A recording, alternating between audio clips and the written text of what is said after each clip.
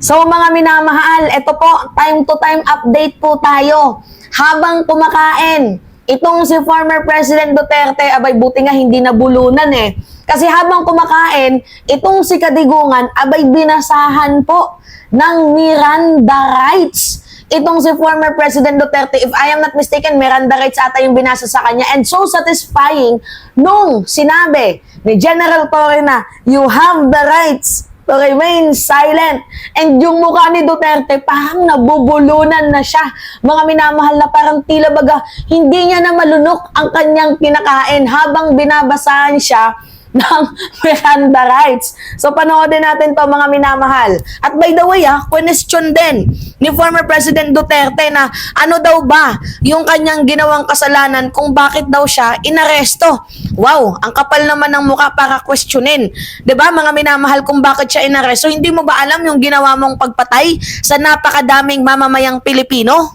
Okay, panoodin muna natin kung paano siya binasahan ni General Torre ng Miranda rights. Okay? Your placing under arrest as evidenced to me by the PCTC by virtue of the warrant of arrest issued by the ICC for crimes against humanity. Sir, you have the right to remain silent.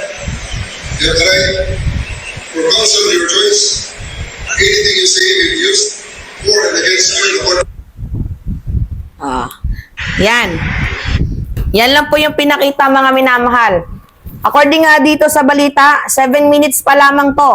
Dating Pangulong Rodrigo Duterte binasahan ng Miranda rights ni CIDD Chief Police Major General Nicolas Torre III. Inaresto si Duterte base sa warrant ng ICC para umano sa crime against humanity matapos siyang dumating sa Pilipinas mula Hong Kong ngayong umaga, Marso 11, taong 2025. At ngayon, nagsalita din si Duterte, mga minamahal. Nagsalita din itong si Digong. Kino-question niya yung pag-aresto sa kanya dahil napaka-unlawful daw po nito. Mas unlawful yung pinatay ninyo at hindi man lang ninyo pinagsalita yung mga inosenteng Pilipino. Okay, eto. The legal basis for my being here, as apparently I was brought here not of my own volition. If somebody else says, kung hindi ibang tao, ikaw siguro, because this is your structure. So you have to answer now for the deprivation of liberty, especially for detention, and the basis for detention. Okay. Wow. Parang noon, si Dilima yung nagsasabi niyan. Ngayon, ikaw na. Di ba? Yung ano talaga, no? Yung gulong, umiikot. Minsan nasa taas, minsan nasa ilalim. Di ba? So, sagutin mo. Di ba? Mga minamahal, sagutin ni former President Duterte yung kanyang ginawang kasalanan sa mamamayang Pilipino noong siya ay naupo bilang presidente. And by the way, nagpupunyagi ngayon ang grupo ni former Senator Antonio Trillanes dahil nahuli na daw po ang berdugo. Ito, mga minamahal. Post ni former Senator Antonio Trillanes. Actually, malaking saludo dito kay Sentry dahil siya mismo ang nag-udyok na mag-file ng case dito nga po sa International Criminal Court kung kaya't itong si Digong natakot. Anong ginawa ni Digong? Umalis po tayo sa ICC. And by the way, question din ni Panelo mga minamahal na yung arrest warrant daw ay galing sa ICC. Bakit daw in-implement yan? Wala na daw tayong jurisdiction. Hindi natin, mga minamahal, sinasabi ko sa inyo, ang ICC, pwede po nilang ibigay yan sa Interpol. Ibinigay ng ICC yung warrant sa Interpol and meron tayong commitment sa Interpol. So, meron silang rights kasi meron tayong commitment. Sa ICC, wala. Kasi wala na nga jurisdiction. Pero dito sa Interpol, meron tayong commitment. So, hindi pwede na tayo lang ang hingi ng tulong. Tapos pag silang humingi ng tulong, hindi natin pagbibigyan. At nauna na nga pong sinabi ng Presidential Communication Office, J. Ruiz, mga minamahal, na kapag naiparating, may confirmation na ang ICC, 'di ba? Sa arrest warrant ni Duterte, magsasagawa agad sila ng paghuhuli kay former President Duterte. Sinabi na 'yan ni PCO, 'di ba? Secretary J. Ruiz. Kaya walang karapatan na questionin ni Panelo ang ginagawa ng gobyerno. Dahil unang-una, lahat naman yan makikita. May body cam naman yan dyan. Safe and secure naman itong si Duterte. So ngayon, ito. Pakita ko na din sa inyo yung post ni Trillanes.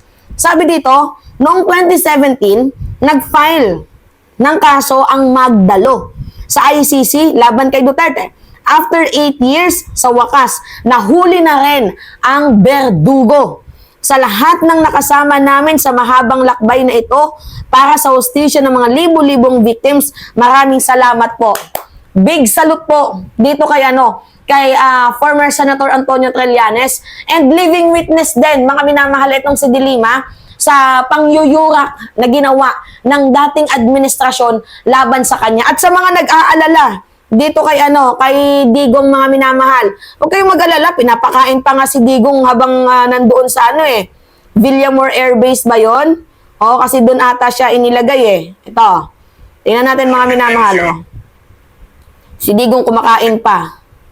Yan pinapakain niyo pa yung mamamatay tao na yan. Di ba si Digong din mismo yung nagsabi noon na bakit pa kailangan pakainin yung mga mamamatay tao na yan? Patayin na yan. Tingnan nyo, bumabalik din sa kanya yung sinabi niya, siya din mismo, pinapakain din ng gobyerno. Busog na busog pa si Digong, ewan ko na lang kung nalulunok niya pa yung mga, yung mga kasalanan niya. Buti nga, nakakatulog pa itong si former President Duterte. Sabi pa naman ng mga DDS, the old man is doing well. Relax daw sila. Mag-relax lang kayo kasi hindi naman gagalawin dyan si Digong. Hindi na din niya walang mawawala dyan kay Digong. Papakainin pa yun ng gobyerno, basta makulong lang siya. So sa mga nag-aalala kay former President Duterte, sabi pa nga ni Tio Moreno, he is doing well. Wag na kayong mag-alala dito kay Diggs. Okay yung kalagayan ni Digong. Diba? Ni Digong nyo. Na, mga minamahal? Alright, so ito, quick update lamang po ito. Dito nga po sa eksenang hanash, eksenang ganap ni former President Duterte. And time to time, mag-update tayo, mga minamahal, para naman po, di ba, sa ating mga ibang kababayang Pilipino na nais maging updated sa mga balitang sunod-sunod. At ito first time ko lang pong gagawin, mga minamahal, na hindi pa nakakaabot ng 1 oras yung content ko, may another content na naman tayo. So this is just a quick update sa eksenang ganap. Alright, it's me again, Alicia nyo, at nagbabalik ulit para sa ating panibagong video.